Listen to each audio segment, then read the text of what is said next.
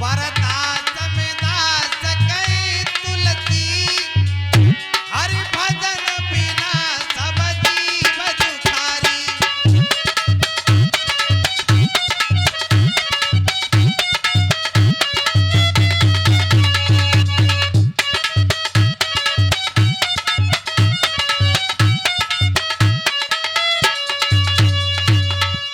परदास में दास कही तुलसी, हर भजन बिना सब जीव दुखारी।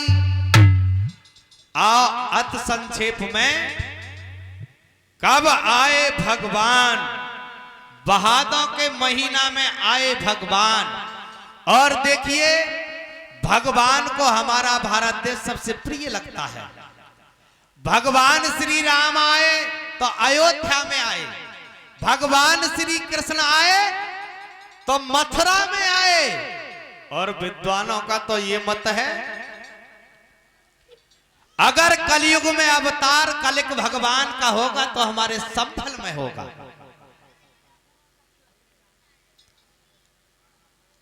तो सुनेंगे अत संक्षेप में।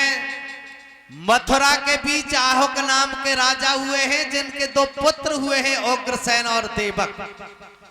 उग्रसेन बड़े थे, देवक छोटे थे। उग्रसेन की पत्नी का नाम था पवर रेखा, जो बड़ा सुंदर विचारों वाली थी, पतिव्रता स्त्री थी। आठों पहर अपने पति की सेवा करती थी। आठों पहर का मतलब जानते हैं? 24 घंटा। सबसे पहले सुबह को उठती है, अपने पति के चरण स्पर्श करती है, उसके बाद दूसरा घर का कोई काम करती है।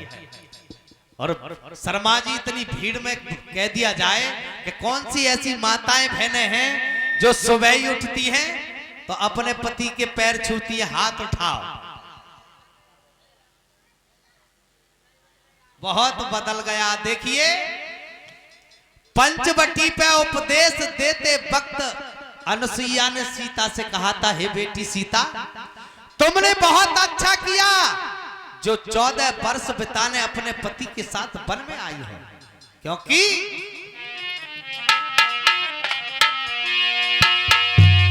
अरे शुभ कर्म करना चाहिए शुभ गति के लिए, क्योंकि अरे पत्नी होती है पैदा पति के लिए।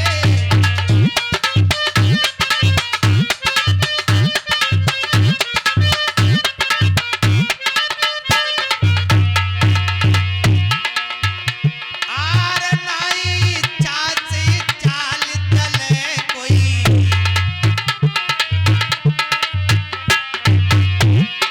बैठी रहे अनुमति के लिए। पत्नी होती है, पत्नी होती है, पत्नी होती है पैदा पति के लिए।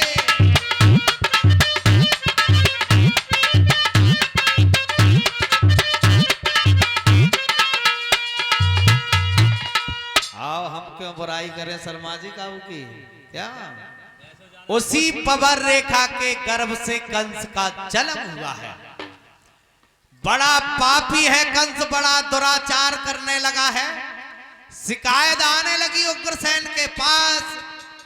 उग्रसेन ने कहा, बेटा प्रजा का राजा का एक ऐसा रिश्ता होता है जैसे शेर और बनी का होता है। शेर अपने घमंड में आके अगर वन को उजाड़ने लगे तो वो अपने शरीर को कहां छुपाएगा, और तुम प्रजा पे ऐसे अत्याचार करोगे, राज किस पर करोगे? एक भी बात समझ में नहीं आई कंस के। बूढ़े पिता उग्रसेन के सर से मुकुट उतारा, अपने सर पर रखा और हाथों में हथकड़ी, पांव में बेड़ी लगाई, कहा तुम आराम करो, राज हम करेंगे। बड़ा दुखी हुए। कंस जब राजा बना है मथुरा का, अत्याचार करने लगा। नहीं भजन करने देता है, नहीं हवन करने देता है, नहीं कीर्तन करने देता है। कैसी लीला है परमेश्वर की।